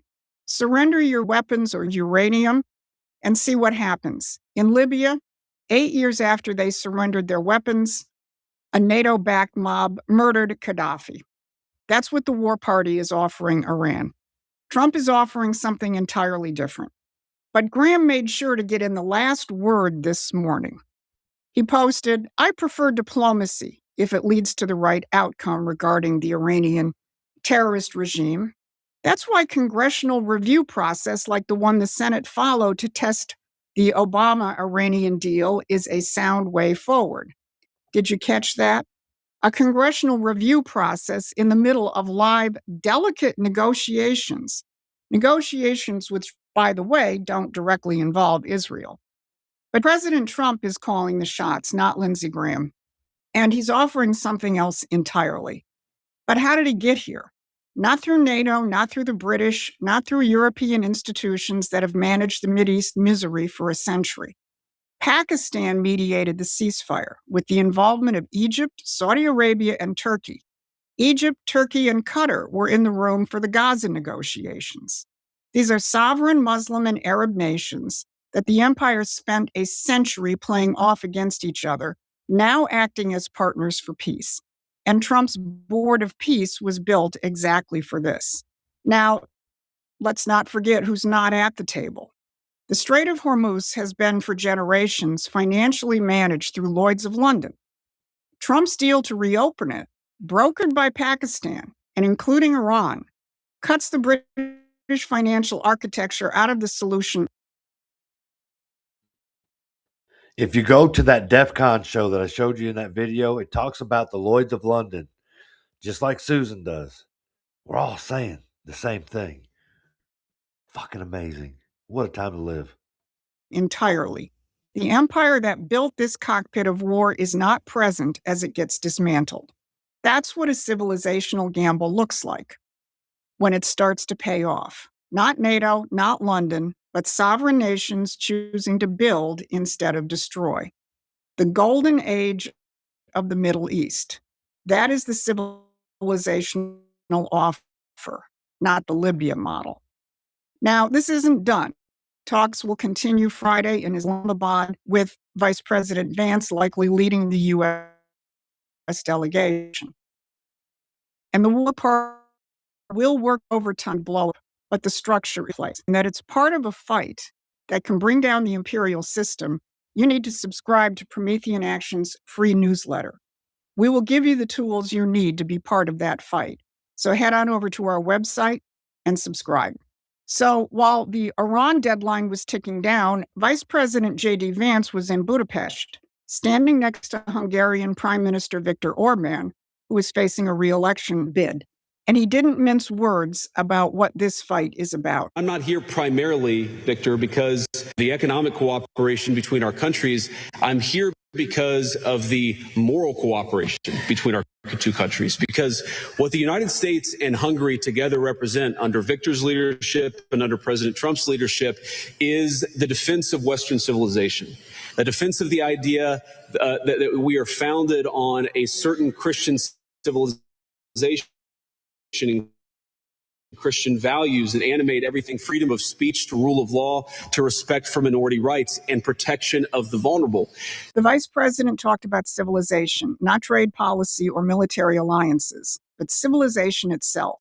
And then Vice President Vance named the enemy and the stakes. Now, under Viktor Orban's leadership, you have held on to the civilizational goods that make a country worth living in the first place. Sovereignty, prosperity, history, a sense of national community, the redemptive nature of bringing new life and new families into the world. You have stood up to the bureaucrats. You have stood up to the nihilists. Nihilists. That is the precise word. Not just bureaucrats. Nihilists are people who reject any higher purpose to civilization or any universal principle beyond power and rules. That is the imperial system stripped to its core. And Viktor Orban, who's been fighting the Brussels machine from inside Europe for 15 years, attacked the nihilist cultural ideology of the Europeans and their continued support for the Ukraine war. He said, "This is more than just irresponsible. This is equal to suicide." Suicide, let that sink in. It connects directly back to Iran. The Brussels machine and Washington and London's war party are the same force, two faces of the same imperial system. Both depend on permanent crisis. Neither believes in the future or in the dignity of man. And Trump is refusing to give the empire what it wants. He gave Iran the civilization choice. And at last year's Munich conference and again in Budapest, Vice President Vance has made the same offer to the Europeans. You can build and you can believe in the future. And for the most concrete image of what believing in the future looks like, you have to look up. While the world watched the Mideast deadline tick down, Donald Trump called 4 astronauts as they circled the moon. The Artemis II crew is the first deep space mission in 50 years, and it has taken human beings further than we have ever been before. They saw geological features on the far side of the moon that no human has ever seen. And President Trump put in the call to the astronauts. And America is a frontier nation, and the 4 brave astronauts of Artemis II are our modern day, you really are modern day pioneers, all of you. Your mission paves the way for America's return to the lunar surface very soon. We're going all out. We're doing everything we can, and it's headed up by Jared. We'll plant our flag once again, and this time we won't just leave footprints. We'll establish a permanent presence on the moon, and we'll push on to Mars. A permanent presence. The development of human civilization on the moon and Mars, which is only possible because we as human beings can discover God's laws. Hold that next to what the empire offers. An 800 square foot apartment, renting everything, owning nothing, your carbon footprint monitored. One vision is a dystopian nightmare. The other reaches for the stars.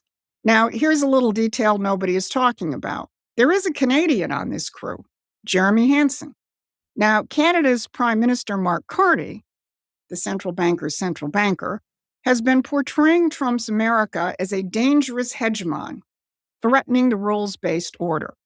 But here's what the Canadian astronauts said. A nation that leads like that and creates and sets big goals for humanity that brings other countries along with it is truly incredible. And I know that's a very intentional, not a necessary decision, intentional decision to lead by example and to allow other countries like Canada to share our gifts and help you achieve these mutually beneficial goals, like establishing the moon and eventually going to Mars. And Canadians are so proud to be a part of this program. A Canadian astronaut praising American leadership for bringing sovereign nations along as partners. That's a far cry from Carney's efforts to build a rules-based opposition to Trump's America. Think about that. The narrative's empire is collapsing from every direction at once, in Tehran, in Budapest, and in lunar orbit. 3 times this week, Donald Trump chose civilization over empire. In Tehran, he gave a country that's been a tool of empire for 47 years a chance to become a normal country. And they've taken it. In Budapest, his vice president named the enemy, the nihilists, the managers of decline, who don't believe in the future or in universal principle. And to our astronauts in lunar orbit, he talked about going to Mars. That's the choice, civilization or dark age. The gamble is paying off. The question is whether we're building the movement that can hold those gains and advance. That's what Promethean Action is for. So join us as a supporting member or a contributor.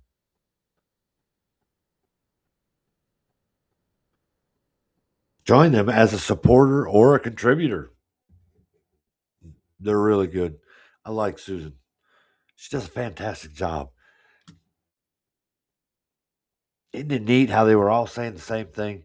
They don't look like us as far as appearance. They don't act like us, and yet they believe like us. And I know some people are out there talking about Promethean action. They're not the same. That's pretty good information right there, right? So let's see.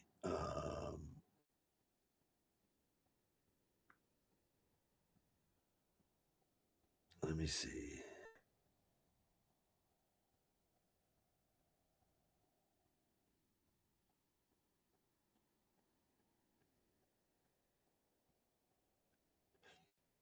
Watch. Let's just watch this. It's a minute and 1 second. You're gonna enjoy it. Interesting.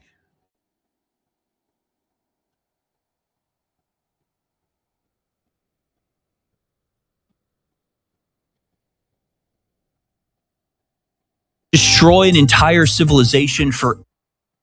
People need to understand is we have a whole civilization.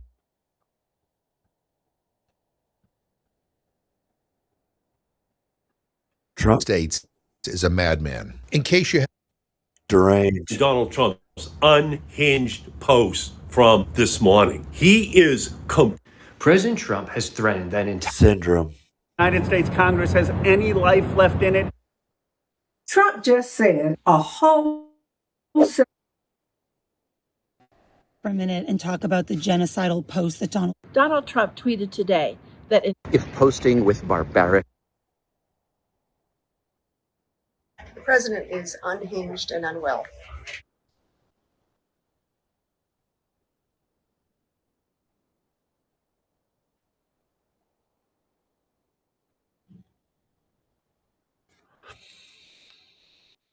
Most of them were Congress. Was their posts. I just thought I would share that. So anyway, that concludes Caught Up show tonight. So we talked a little bit constitutionality.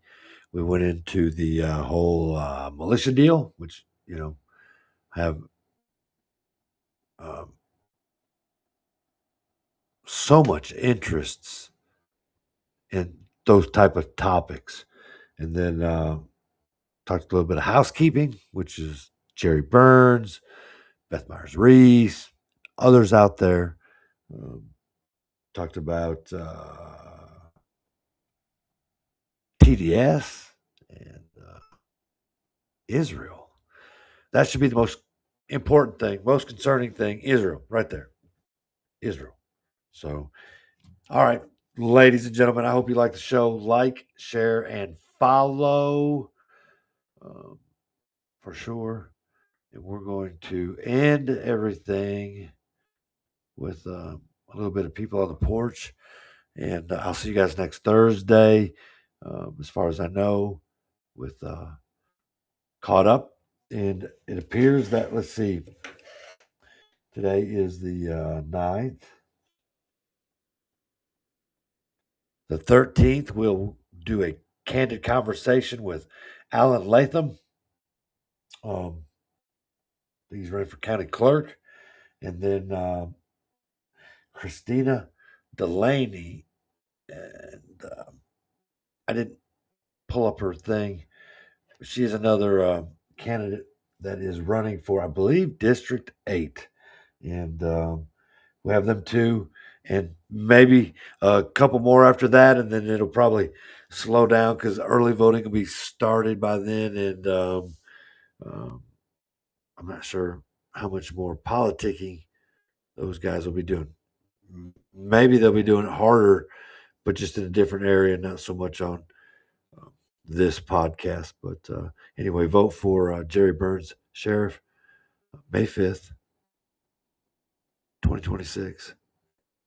Vote for Beth Myers-Reese, May 5th, 2026, at your local precincts. All right, guys. You have a good evening. I'll see you Monday. My heart, pumping all day long. Get me the morning when darkness comes. My heart, ooh.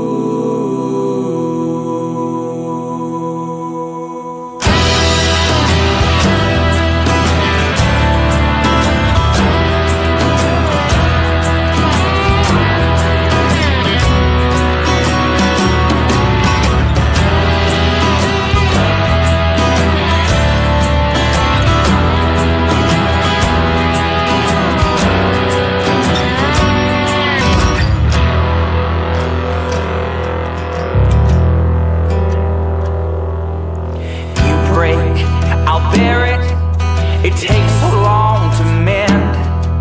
It's harder to lean on this shell of a man.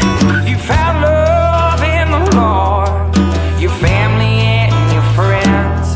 Could you please pray for me that I can find the same within?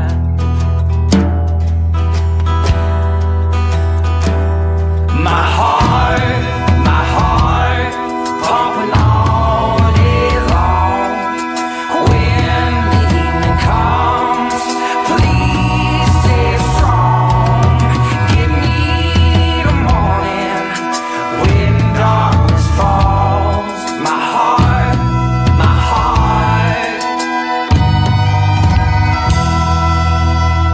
I found victory in the Father's love from the day we wed. And those vows still hold true. Nothing's gonna tear me down until the day I'm dead. My heart belongs to you.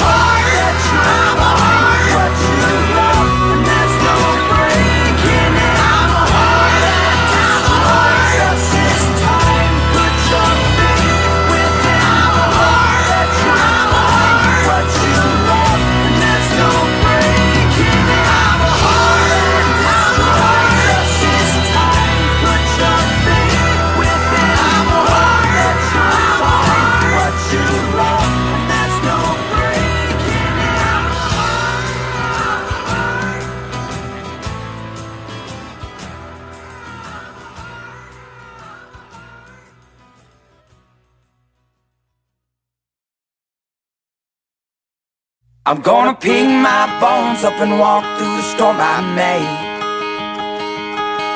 I'm gonna head on home before it gets too late. I turn it upside down and be thankful for what he gave. I'm gonna pick my bones up and walk through the storm I made. I'm gonna hold on tight to you when it gets rough. I'm gonna lay down all my cards and call your bluff. Because the one thing in this moonlit room I trust is the beauty of a smile and the warmth inside your touch.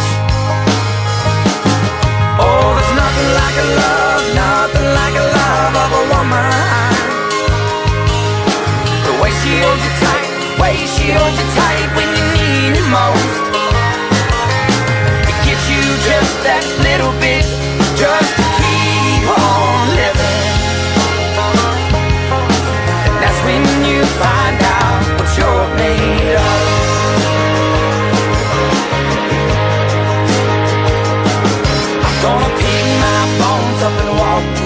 my man. I'm gonna head on home before it gets too late. I turn it upside down and be thankful for what he gave. I'm gonna pick my bones up and walk through the storm I made. I'm gonna hold on tight to you when it gets rough. I'm gonna lay down all my cards and call your bluff. Because the one thing in this moonlit room I trust, yeah, the beauty of your smile and the warmth inside your touch. Oh, there's nothing like love, nothing like love of a woman. The way she holds you tight, way she holds you tight when you need it most. It gives you just that little bit, just to keep on living. And that's when you find out what you're made of. That's when you find out. That's when you find out what you're made of.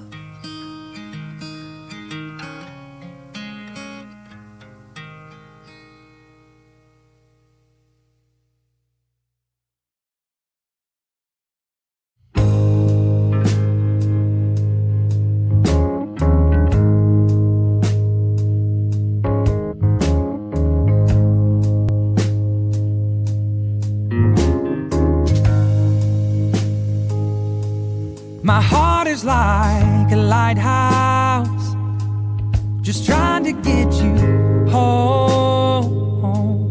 Your soul is like an anchor, just dragging you along. Pay no mind to what I'm saying. I've been drinking all day long. I just wanna hold you while we dance to this song.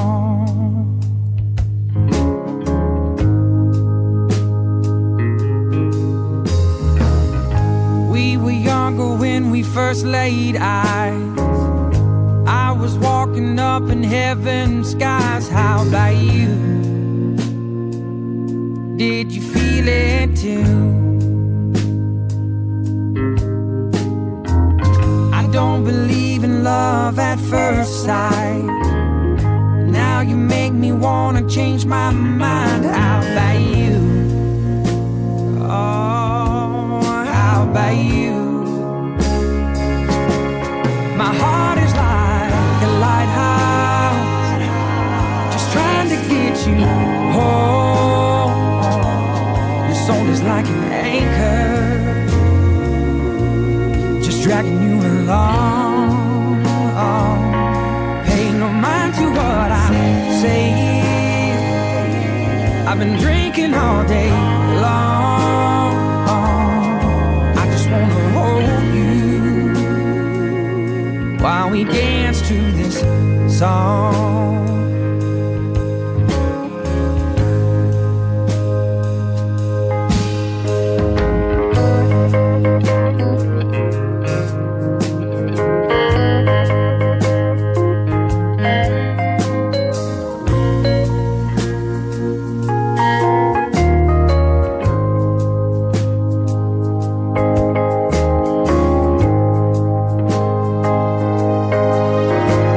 When the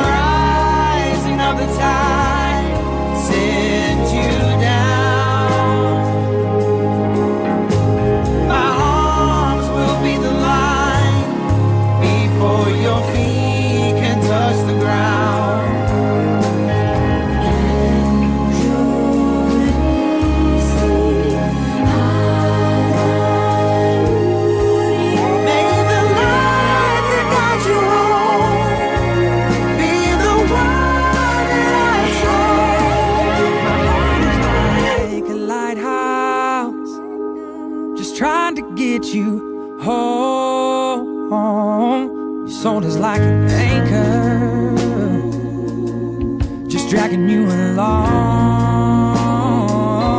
Pay no mind to what I'm saying. I've been drinking all day long. I just wanna hold you while we dance through this song. I just wanna hold you, just wanna hold you while we dance to this song.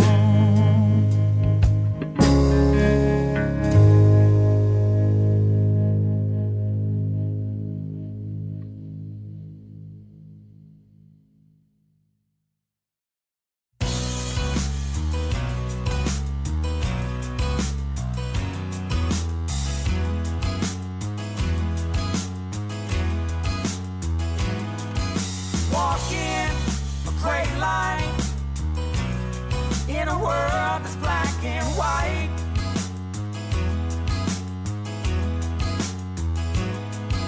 Wondering why things they did not turn out quite right.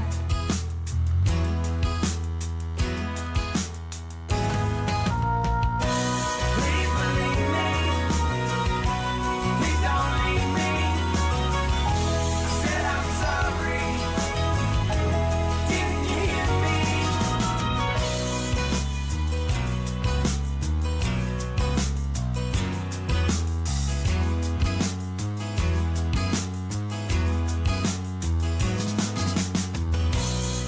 The rain, the rain, the rain is falling slow. It's cold, we know. We're standing in it too. You're there, your hair is soaking wet. Please take my jacket. Take it. Please believe me. Please don't leave me. I said I'm sorry. Didn't you hear me? Please believe me. Please don't leave me now. I said I'm sorry. I said I'm sorry. Didn't you hear me?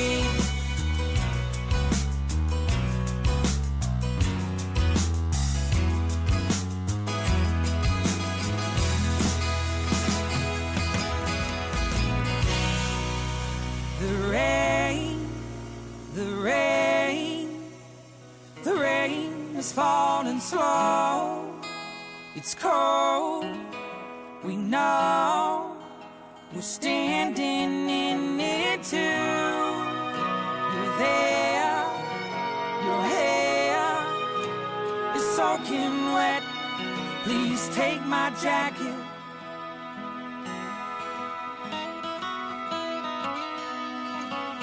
You look better in it anyway. You look better in it anyway. Just take it. Just take it. Watching you go through it. You're living, you're loving, you're laughing, you're playing, you're singing, you're dancing in the dark. You're dancing in the dark. I said I'm sorry. You're dancing in the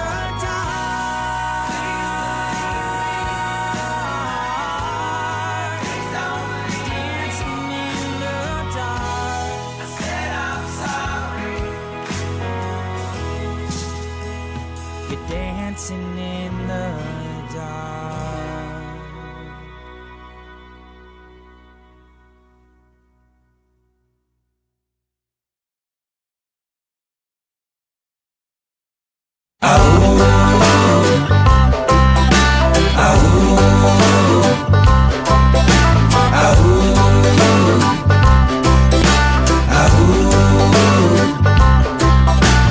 When is always at my back. My back is always strapped with these things that I call my own. Life, it isn't always grand, but when you finally take that stand, you become a man. You needed to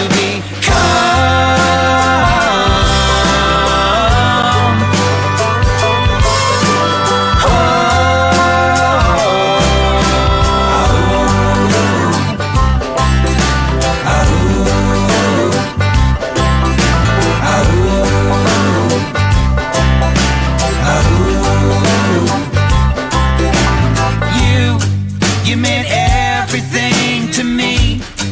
Why you left, I could not see. I guess people just do what they want. Yeah. Time, it goes faster every day, and my heart, it leads the way, while the future, it fades into a memory.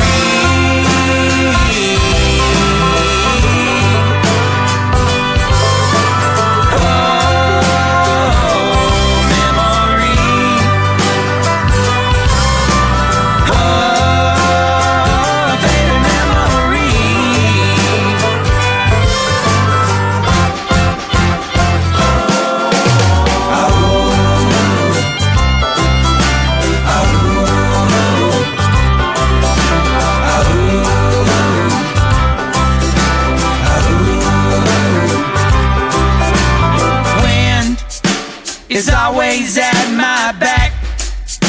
My back is always strapped with these things that I call my own.